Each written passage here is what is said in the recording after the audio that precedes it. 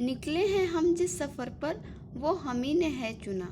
निकले हैं हम जिस सफ़र पर वो हम ही ने है चुना। ज़िंदगी का सफ़र आसान है ये मैंने कहीं नहीं सुना। हेलो फ्रेंड्स, स्वागत है आप सभी का हमारे इस यूट्यूब चैनल हिंदी साहित्य पे।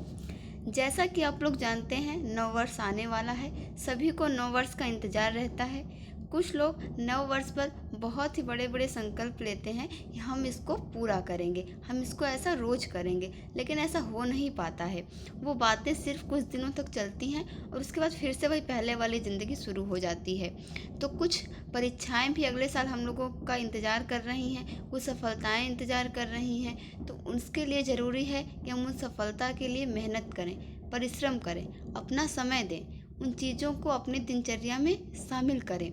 देखिए, इरादे दृढ़ न हो तो संकल्प लेना व्यर्थ है। ऐसे कई साल आएंगे और कई साल चले जाएंगे, लेकिन अगर हम नव वर्ष पे कोई संकल्प लेते हैं तो हमें अपने इरादे दृढ़ कर लेने चाहिए, मजबूत कर लेने चाहिए कि हम उस संकल्प को निभाएंगे भी।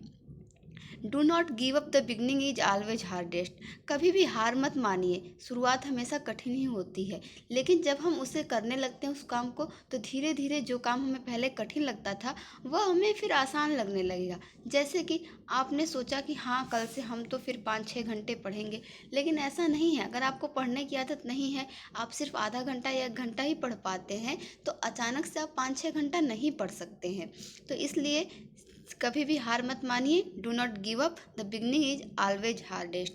शुरू में आप कोशिश कीजिए कि इस नए साल से आप 1 घंटे की, 1.5 घंटे की ही शुरुआत करेंगे। फिर जब 5-6 दिन आप पढ़ लेते हैं 1-1.5 घंटे, तो फिर हमारे दिमाग को भी, हमारे शरीर को भी आदत हो जाती है और फिर हम लोग उस टाइम को बढ़ा सकते हैं। फिर हम लोग उस 1.5-2 घंटे को धीरे धीरे 4 घंटा, 5 घंटा, और इस तरीके से हम डेली 5-6 घंटे आराम से पढ़ सकते हैं।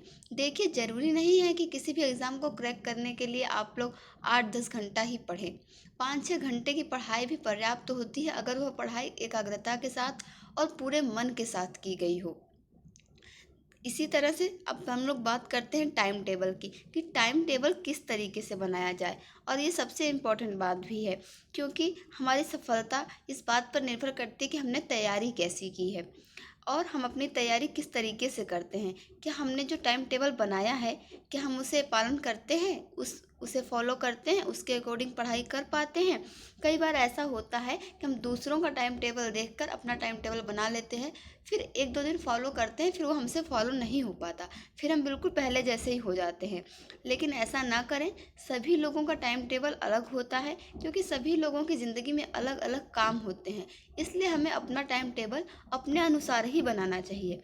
और हमें जो टाइम टेबल हम बना रहे हैं, हमें ये देखना चाहिए कि हम उसे 1 महीने के लिए या एग्ज़ाम तक के लिए एक जैसा टाइम टेबल नहीं बनाएं, क्योंकि हमारा हर दिन नया है, तो कल क्या होने वाला है हम नहीं जानते हैं।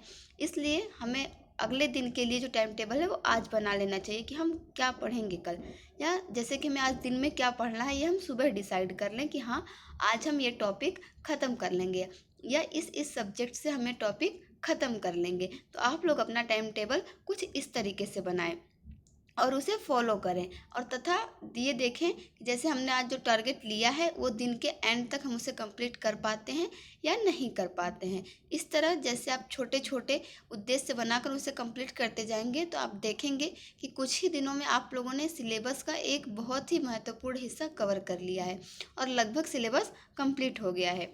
तो इस तरीके से डेली अपना अलग रूटीन बनाएं। और ज़रूरी नहीं है कि आप लोग 8-10 घंटे ही पढ़ें, 5-6 घंटे ही डेली पढ़ें, लेकिन उसे एकाग्रता के साथ पढ़ें। और चीज़ों को रटने के बजाय इससे मत पढ़िए इस उद्देश्य से कि हाँ, ये चीज़ हमें याद करनी है। उसे समझिए, तो धीरे धीरे आप देखेंगे कि जब आप चीज़ों को समझ गए हैं तो वो चीज़ें आपको खुद याद हो जाएंगी, उन्हें ज़बरदस्ती याद करने की आपको ज़रूरत नहीं पड़ेगी। अब बात करते हैं सिलेबस की। तो देखिए, सिलेबस चेंज हुआ है और इसमें कुछ लोग सोचते हैं कि सिलेबस तो चेंज हो गया है, तो प्रीवियस ईयर पेपर हैं या प्रीवियस ईयर क्वेश्चन है तो हमारे लिए हेल्पफुल होंगे या नहीं होंगे। तो देखिए, सिलेबस चेंज हुआ है, बाकी प्रीवियस ईयर पेपर को सॉल्व करने से हमें क्वेश्चन की डिफ़िकल्टी लेवल का पता चलेगा कि क्वेश्चन किस तरीके से एग्ज़ाम में पूछे जा रहे हैं। तो आप लोग प्रीवियस ईयर क्वेश्चन को ज़रूर सॉल्व कर लें। अब बात आती है रिवीजन की। तो देखिए रिवीजन बहुत ज़रूरी होता है, नहीं तो हम क्या करेंगे, एक तरफ से पढ़ते जाएंगे और जब हम लास्ट तक पहुंचेंगे तो हम देखेंगे शुरू में पढ़ी हुई चीज़ें एकदम भूल सी गई हैं। तो इसलिए ज़रूरी है रिवीजन। तो आप लोग डेली जो 5-6 घंटा पढ़ते हैं, संडे को उसको रिवाइज कर लिया करें और कोशिश करें कि फरवरी तक आप लोगों का सिलेबस कंप्लीट हो जाए, ताकि लास्ट फरवरी तक नहीं बल्कि 15-20 फरवरी तक ही, क्योंकि मार्च में कभी भी एग्ज़ाम हो सकता है। तो इससे हम लोग रिवीजन करने के लिए हमारे पास थोड़ा टाइम बचा रहेगा। अगर हम सिलेबस अपना कंप्लीट किए रहेंगे तो हमें रिवीजन करने में आसानी होगी। और तब तक के लिए रिवीजन न छोड़ें, बल्कि हर संडे को रिवीजन करते रहें। कुछ सब्जेक्ट हैं जैसे कि हिंदी है, इंग्लिश है, मैथ है, पेडागोजी है या फिर करंट अफेयर है, इन सब्जेक्ट को हमें डेली पढ़ना है। बाकी रीजनिंग हुआ, जीके जीएस हुआ, तो ये हम सिर्फ संडे को, या कंप्यूटर है तो ये सिर्फ हम लोग संडे को पढ़ सकते हैं। तो इस तरीके से आप लोगों को एक आइडिया मिल गया होगा कि आप लोग अपना टाइम टेबल किस तरीके से बनाएंगे, किस तरह से टाइम को मैनेज करेंगे। ठीक है, लेकिन सिलेबस जो है उसे आप लोग डेली देखते रहा कीजिए। इससे आपको ये पता चलेगा कि आप लोगों ने कौन सा सब्जेक्ट है उसको कहाँ तक पढ़ लिया है, सिलेबस का कितना हिस्सा कवर हो गया है और कितना हिस्सा अभी बाकी है। कोशिश कीजिएगा कि 10-15 दिन पे आप लोग एक मॉक टेस्ट ज़रूर दें। मॉक टेस्ट देने से ये पता चलेगा कि हम लोग कहाँ कमज़ोर हैं, किस टॉपिक पे, और कहाँ पे हमारी पकड़ मजबूत है। उम्मीद है आप लोगों को ये वीडियो देखने से थोड़ा सा मोटिवेशन मिला होगा और आप लोग अपने तैयारी को बेहतरीन बनाएंगे। Thank you for watching this video.